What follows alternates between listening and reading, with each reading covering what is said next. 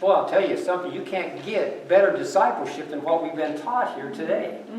And one of the most fantastic things that has been happening here is the very fact that we are not the focus of life. Isn't that true? It's about Him. Him being our shepherd. Him taking care of us. Him feeding us. Him leading us. Him guiding us. Him providing for us. Giving us purpose in life. It's all about Him. It's not about us.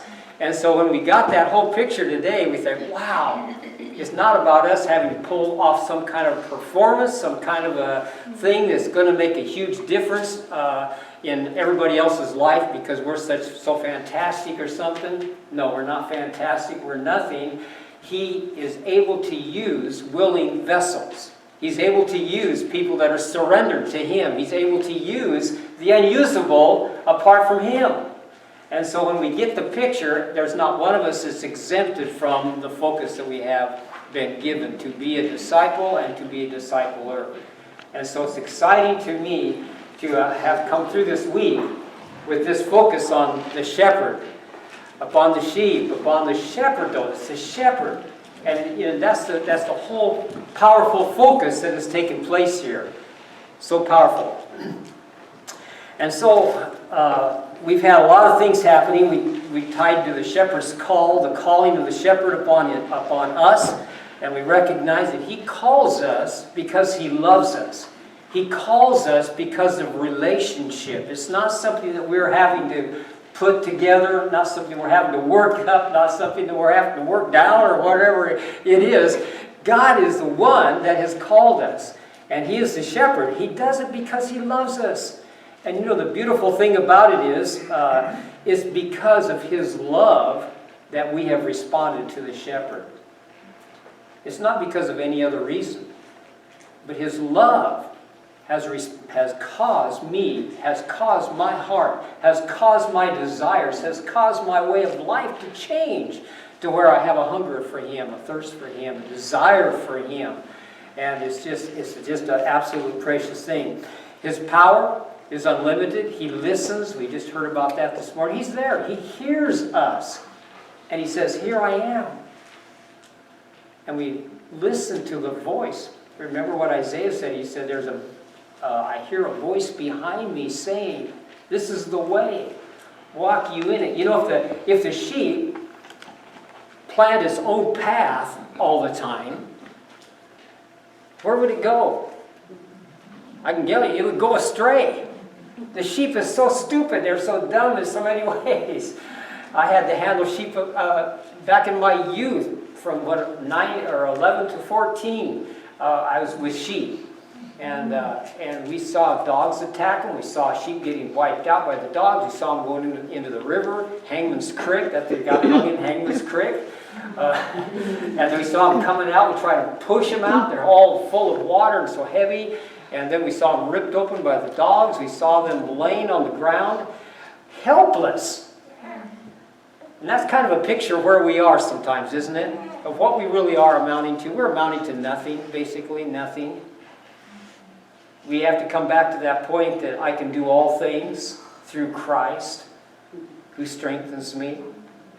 Without Him, I can do nothing. We have to come back to the focus. Where is the focus? The focus is not about us. Not about our great talents and abilities that He's given to us. Not about any of those kind of things. It's all about Him and what He has done for us. And so this is kind of what we're looking at. We've kind of, Adam kind of turned a corner for us last night as we finished up here, but we realized what He has done for us has caused us to respond. It's caused us to follow the shepherd. It's caused us to have a heart change. It's caused us to be born again. It's caused us to see the reality of me being a sinful person, a sinner, and finding out the grace of God is what has literally saved my heart, saved my soul, what He did for me. And that response that comes out of that. And so we see that cost. And Adam read that verse that says, if anybody comes after me and does not hate his father and his mother and his wife and his children, his brothers and his sisters, yes, his very own life also, cannot be my disciple. Who doesn't bear his cross, come after me, cannot be my disciple. You know, what a paradox, because you have to give your life in order to have life. He gave his life in order for us to have life. And when we come to that perspective of him giving his life, us receiving his life, now us giving our life so others can receive life.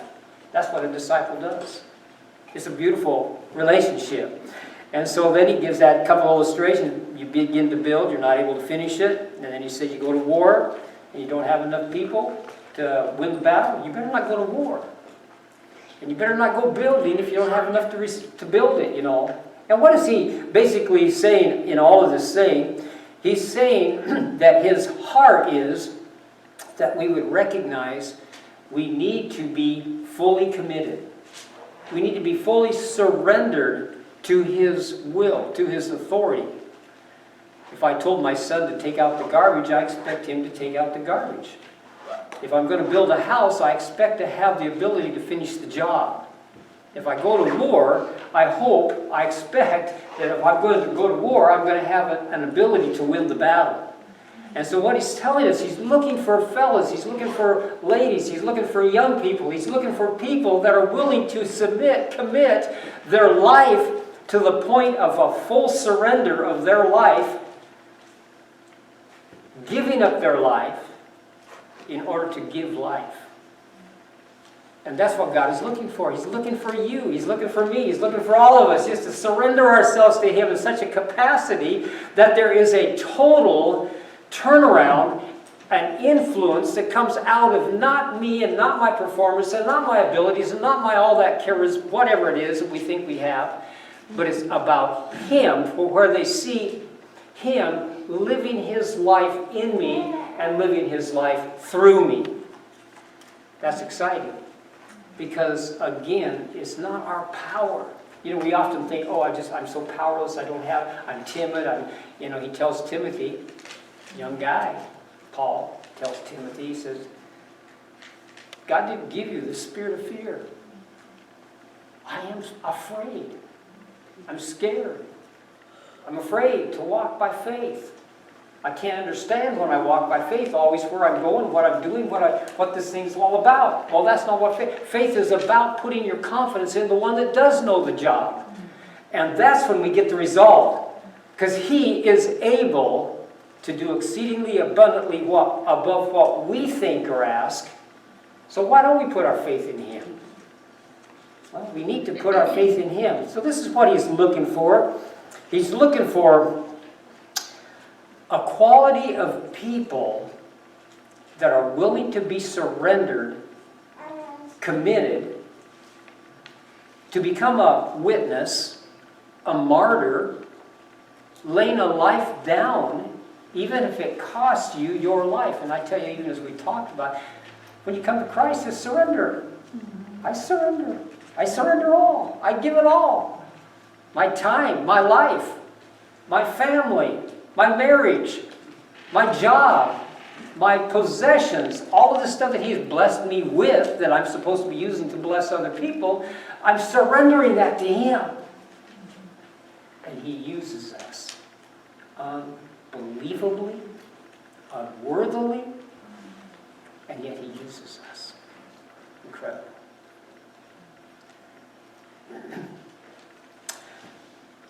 When we look at fellas and ladies and people that are getting out of the broad way of life to focus upon this world and going into the narrow way of life, focusing upon him, there's a huge change that actually takes place in life. The dependency is no longer upon me and my abilities. The dependency is upon him, his ability. He's looking at my availability. And as we come back to Judges, we see a problem here.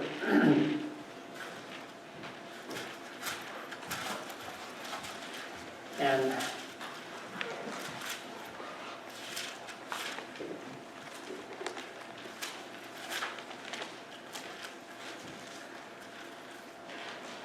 And what we see in Judges chapter 7, we see Gideon. Now, how important was Gideon? How important did he think he was? He didn't think he was anything. He was nothing. He was just a man out there trying to hide from the enemy and doing the things that he was doing, trying to make a living somehow with all the enemies coming against him all the time, stealing from them, doing all the stuff that he did. And yet what God did, he said, Gideon, you're a great man. You're a man of valor. Gideon says, not me, brother. Not me. God's put his fingers upon you and me. And he says, I've chosen you. I've wanted you. I've put my finger upon you. I want your life. And as we begin to respond to that, God, in a miraculous way, turns our heart into a position of dependency upon him, a position of faith in him, to where all of a sudden we can recognize he is the strength of my life.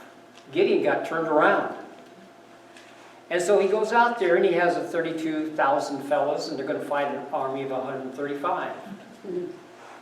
That's great. No problem, right? Well, they're a little concerned. That's a 4-to-1 ratio. How would you like 4? You take these kids right here, 4 kids right here, and you take little... Liana? Yeah, Liana. And you think, she's going to fight the battle with her 4 brothers and sisters. How powerful do you think she is compared to them? They're older, they're bigger. I mean, the enemy always looks bigger, doesn't he? So they're going to fight the battle. She hasn't got a chance. Gideon felt the same way. And yet the Lord says, hey, get rid of a bunch of them that are fearful. See, God's not looking to see us full of fear. He's looking to see us full of love, power, and a sound mind. As we see that, 10,000 more are gone. Now the ratio is 15-to-1. And he says, Gideon, that's not going to work. Gideon, no way, Gideon, no. He says, you got to get rid of a bunch of those guys. And it comes down to 300 against 135,000. Wow. Now that's a ratio of 45-to-1. So we have 45 people here today, and we have one person, little Liana, is going to stand up against all of us. Do you think she's going to win the battle? Oh, yeah. Yes. We heard that back there. She is not going to win the battle on her own, I can tell you that. And Gideon was not going to win the battle on his own either. He realized there is no possible way. And that's when the shepherd comes on the scene. He comes on the scene and he begins to put things together. And it sounds so crazy. Trumpets, oil, lamps, whatever. And you're going to win a battle that way? God is so powerful. God is so loving. God is so kind. God is so consumed with concern for his people, for the ministry that he has given to us to go make disciples. He's so consumed with that kind of a focal point that he puts confidence as he empowers us, as he fills us with his Spirit, as we become fully committed to him. He will take people and use them. The impossible becomes possible. There's nothing in those 300 guys that's going to pull off a victory. God's strategy always works. And so what God is looking for a bunch of fellas and a bunch of ladies and a bunch of people that are willing to give their life, that are willing to change priorities within their life, that are willing to turn around and say, yes, Lord, yes. We had a lady who used to minister to our house many, many years ago when our kids were little tiny things.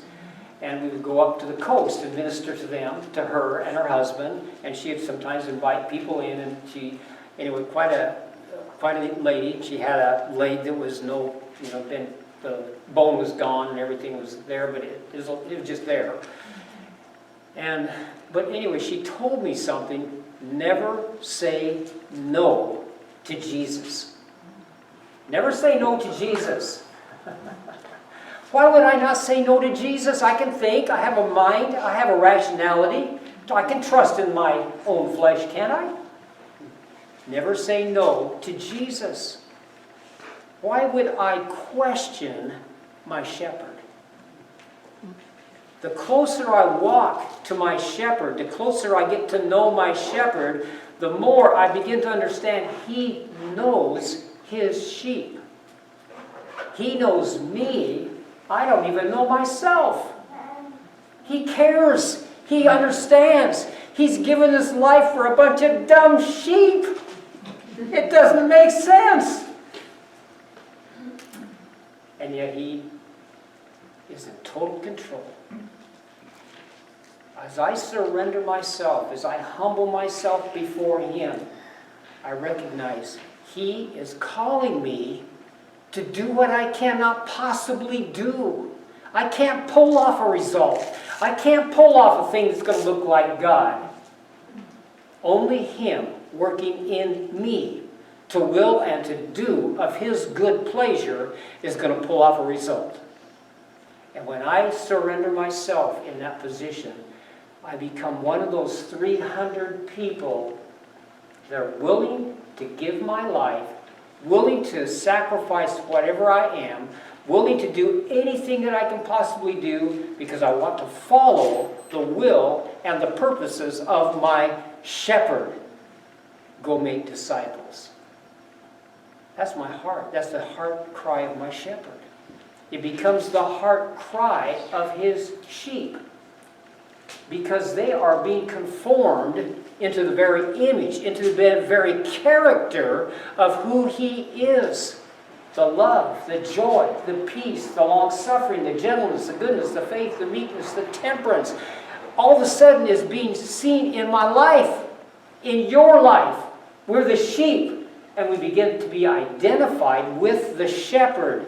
No longer about us being identified with me, or Maker Church, or some other church, or some other family. It's about me being identified with the shepherd. Wow. And we're the body of Christ. We're the one that God is using to produce an impossible thing.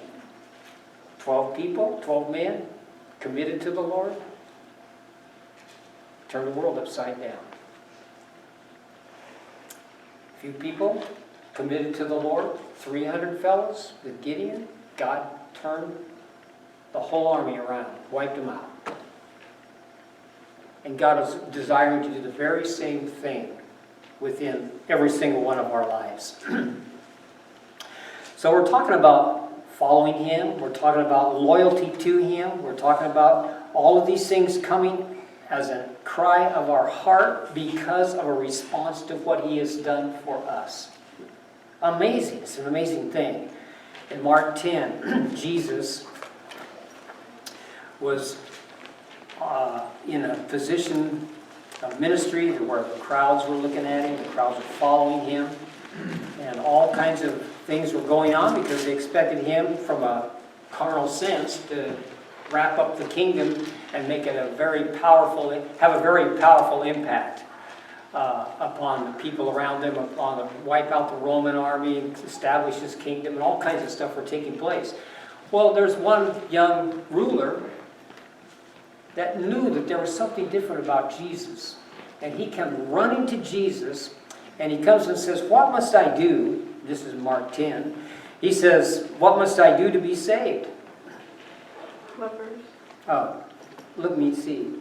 Start with verse 17. Okay. Jesus said to him, "Why do you call me good? No one's good but one, who is God. You know the commandments: don't commit adultery, don't murder, don't steal, don't bear false witness, don't defraud, honor your father and your mother," and all these things that have a relationship to each other, people to people. And he says, "I've kept them all from my youth." And yet he knew there was something missing within his life. And then it says Jesus looked at him and loved him. our shepherd looks at all of mankind and loves mankind. That whosoever would put their faith in him would not perish but have everlasting life. His love, unbelievable love. And so what happened here? Jesus saw his tremendous need. And so he comes to the guy, and he just comes with something that looks so hard, so stern, and was so necessary to reveal what was in his heart. And he says, you got a God that is before me. And that God was his money. He says, you have to get rid of that God in order to have an established relationship with me. And Jesus lays it out so clear. And the guy refuses because his God is his money. In our life, if we say, well, I'm going to be a disciple of Jesus Christ. Are you? Are you willing to give it all up? Are you willing to sacrifice your life? Are you willing to take your time? Are you willing to get into the Word of God yourself? Are you willing to pray? Are you willing to fellowship together with the believers? Are you willing to encourage one another to love and to good works? And by the way, that encouragement comes, one of the best ways to encourage one another is to begin to disciple one another. And again, as we said before, it starts in the family. My life has to be being changed in order to have a life that's going to be changing somebody else. What I learn, what I do, what I grow, how I grow, all of those things have an effect upon those around me. And if I'm not growing, and I tell them to grow, it doesn't produce any good thing at all, maybe rebellion. Because they see the hypocrisy of the whole thing. And what Jesus is looking for in those 300, he was getting rid of the hypocrisy. He was getting rid of the people that wanted a good life. He was getting rid of the people that were satisfied and settled in their normal way of living. That was the American dream. He was getting rid of that self-focus. That's why we have to die to ourselves every day in order to live to the one that gave us life, to our shepherd.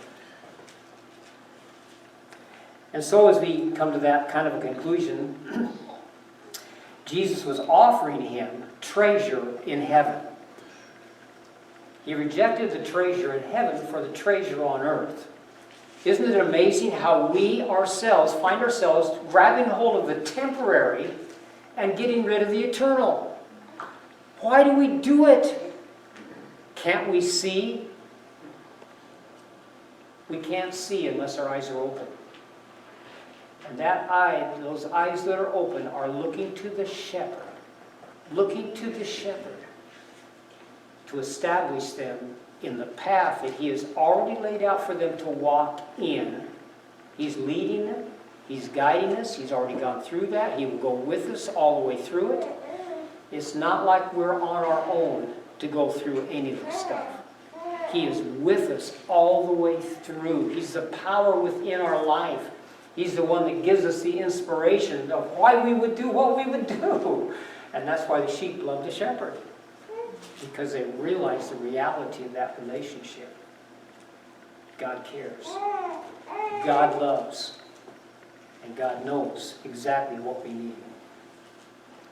So when we're looking at that, we have a story that Dwight L. Moody told about a young officer, or a young man. He was an officer. He was a young man. He had an army of about 50 people. And he was coming upon 500 people. He was coming upon an army of about 7,000. And when the king that was coming against him, and he was going to go against the king sent word to him and says, you know, I know where you are. You're not very strong. You're only 500 compared to our 7,000. He says, well, if you will just surrender your life to us, we will go ahead and give you very wonderful, peaceful terms, you're not, and everything will work out just fine. You'll be under our authority and our control and all that. But he says, everything will be fine for you. And when the messenger came, brought that message to this young man, he called out one of his fellows and he says, stick this dagger into your heart. The young man grabbed the dagger and just plunged it right into his heart and died. Turned to another young man and he says, run over that cliff and drop to your death. The guy took off running, went down 600 feet and was crushed, killed immediately. And he turned to this young messenger and he says, I have 500 fellows, or 498 now, just like this. And he says, we will have the king tied up with my dogs within 24 hours. They came against each other, and the king's men absolutely fled because of the ferocity of these 500 fellows, or 498 fellows. And they had, within 24 hours, that king tied up to the dogs with a chain. Chained to the dogs. That's the kind of commitment he's talking about. Discipleship. That's the commitment that he's talking about. He's talking about life given for the sake of the shepherd. Life given for the life of other people to know Christ. Life given, my life given. That's what discipleship is all about. It's following the shepherd, 100% surrender to the shepherd on a daily basis, presenting my body as a living sacrifice. I'm a living sacrifice. I'm still alive. Are you guys still alive out there? Anybody dead out here yet? We're alive. And when we're full of the Lord, we're really alive. And he puts us into that position of powerful influence, a disciple, a witness, to go and make more disciples. I want to encourage us today to that life of total commitment on a daily basis. And it is such a freeing thing because I don't have to worry about my finances. I don't have to worry about my job. I have responsibilities and I fulfill my responsibilities. God leads me step by step by step. Why? He's my shepherd. He cares for his sheep. He loves his sheep.